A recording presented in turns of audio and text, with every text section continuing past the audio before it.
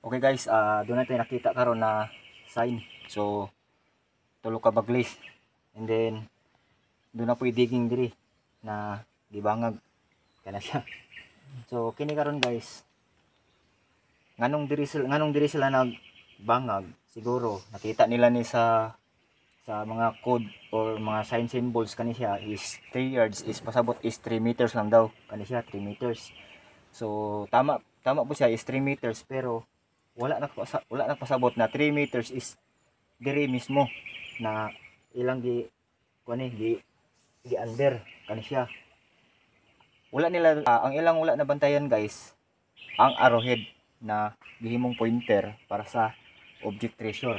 So karon ako ipakita sa inyo karon kung asa sila na kulang, na dili kompleto ang ilang pag-reading kay naka-focus lang sila kani na sendri na tulo ka baglis. So pasabot aning kuan guys, pasabot aning tulo ka baglis. So kung sa isa ka baglis na siya is 1 yard, pag duha ka baglis is 2 yards, so 3 man ni siya, so 3 yards. So pasabot meters ang yang gikuan ani guys, mga meters, mga angka lalumon. So mo nang diri sila nag digging kay namasin sila na basin 3 meters lang daw mabaw ra. So kana siya, pero wala sayop ni. Ang ipasabot ani guys sa mismong object kung asa sa naka pointer. So karon guys ako ipakita sa inyo So ang ilang wala na bantayan guys, ang iyang pointer. So sama ni naka triangle siya.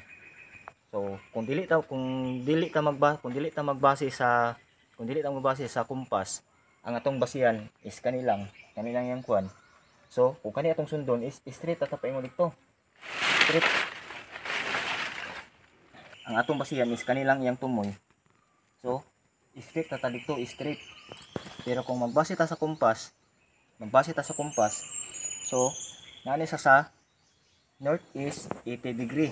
So diri sa naka-point paana siya kay nagbase ta sa kumpas.